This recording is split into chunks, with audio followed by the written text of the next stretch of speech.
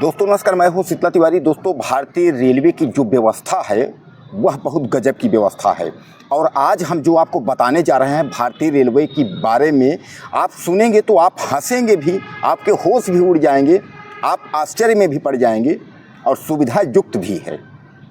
जी हाँ, आज हम बता रहे हैं आपको कि अगर आपके पास 150 रुपये अगर जेब में हैं तो आप बिंदास आप स्लीपर में घुस के यात्रा कर सकते हैं।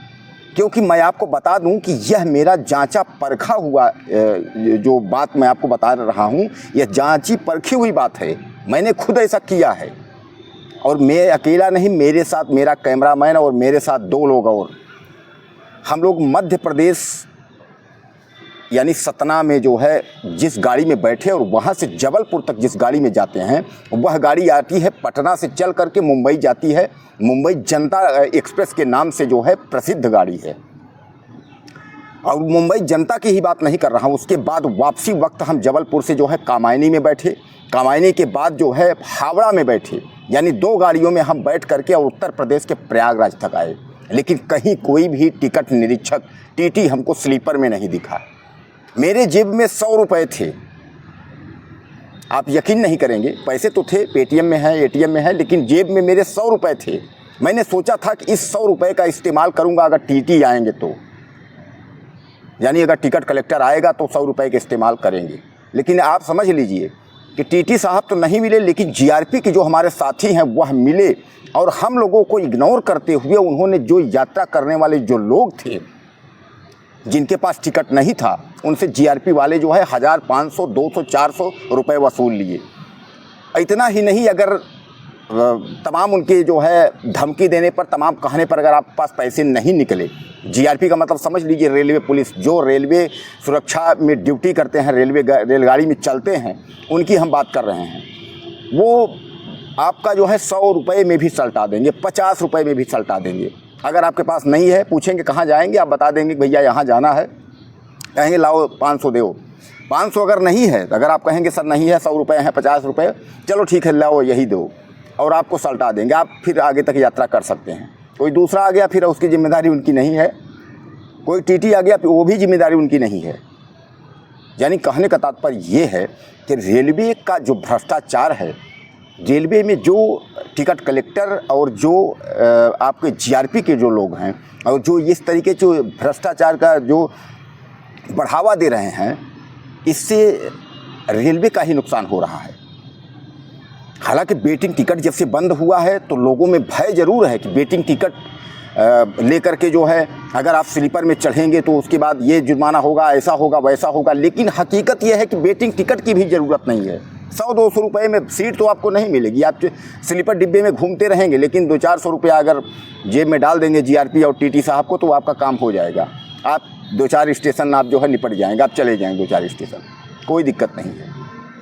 तो इसका जो है राजस्व का जो नुकसान है वह रेलवे को हो रहा है और यह ड्यूटी पर भी सवाल उठ रहा है।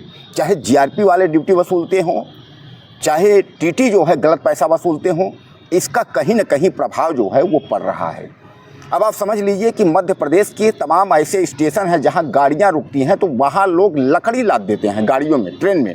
आप समझ लीजिए ट्रेन के कई स्टेशनों पर लोग लकड़ी लाद देते हैं, साइकिल लाद देते हैं, सिलेंडर लाद देते हैं, तमाम सामान लाद देते हैं बिना टिकट के। उनको 2-4 स्टेशन जाना है, आगे जाके उतर जाएंगे, तो उनसे वसूली कौन करता है? यही जीआरपी के पुलिस, जो जीआरपी रेलवे के पुलिस है, यही वसूली करते हैं। दोस्तों रेलवे चाहे जितना दावा पेश करे कि हम ये करेंगे वो करेंगे, लेकिन हकीकत यह है कि रेलवे की सुरक्षा को लेकर के, आपके जान की जिम्मेदारी को लेकर के रेलवे गंभीर नहीं है। आप देख रहे हैं हर दूसरे दिन जो है, चाहे मालगाड़ी ही क्यों न उतरती हो, लेकिन पटरी जो है छोड़कर खेतों में जा रही है। अब उसका जिम्मेदार कौन है? रेल मंत्री तो बोलने को तैयार नहीं है, प्रधानमंत्री से कोई मतलब नहीं है। प्रधानमंत्री तो केवल राहुल गांधी के चक्कर में परेशान है, अपने तीसरी पंचवर्षीय कार्यकाल का पूरा करने के चक्कर में परेशान है।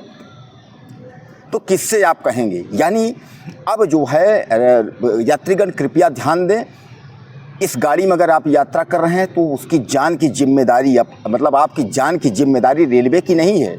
अपने जान की जिम्मेदारी और सामान की सुरक्षा खुद करें, खुद लें। तो कहने का तात्पर्य यह है कि रेलवे जो है आपकी जान का जिम्मेदार नहीं है। अब भाई उसका जो है ट्रेन जो है वो हो रहा है, नुकसान हो रहा है, ट्रेन जो है पटरी छोड़ उतर रही है। दोस्तों इस वक्त जो है कई हादसे हो चुके, 2-3 महीनों के अंदर में जो है कई हादसे हो चुके। जहां हम आज जिक्र कर रहे हैं कि रेलवे के भ्रष्ट से लेकर के, यानी टीटी और यही भ्रष्ट नहीं है, अब ये पटरी से उतरने का मतलब आप समझ लीजिए कि सिग्नल वाले, ड्राइवर, यानी इसका जिम्मेदार कौन है। यानी रेलवे में ज़्यादातर लोग जब है अब धीरे धीरे भ्रष्ट होते जा रहे हैं। अब इसकी जिम्मेदारी लेने के लिए कोई तैयार नहीं है। गाड़ी पलटेंगी, जान आपकी और हमारी चली जाएगी। उसके बाद रेल मंत्री पहुंच करके वहां जो है इस घटना की जो है हम निंदा करते हैं।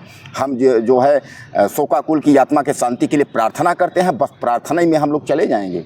वो खाली जो है एक लाइन लिख देंगे कि इस जो है संवेदना में जो है ईश्वर से मैं प्रार्थना करता हूं कि परिवार को, शोकाकुल परिवार को जो है शांति मिले। बस उनका काम ख़त्म। फिर वो इंतज़ार करेंगे कि अगली ट्रेन दुर्घटना हो। यानी जो है आपकी जो जान है, वो जो जानवर, जो छोटे मोटे जानवर जो काट दिए जाते हैं, मुर्गे बकरे, उनके लेवल की हो गई है। कोई मतलब नहीं है। और केवल रेलवे ही यह न समझिए, यह जो है चाहे ट्रक हो, बस हो, किसी भी यात्रा में अगर कहीं भी आप यात्री अगर यात्रा कर रहे हैं तो आप सुरक्षित नहीं हैं।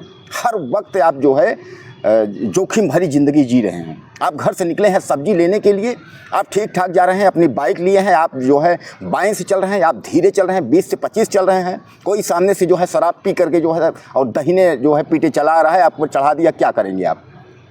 आप तो बहुत सही हैं। अब उसके बाद वो क्या कहेगा, भैया सवारी गलती हो गई। अक्सर यही होता है, जब एक्सीडेंट हो जाता है, कोई बात हो जाती है तो गलती हो गई, सॉरी।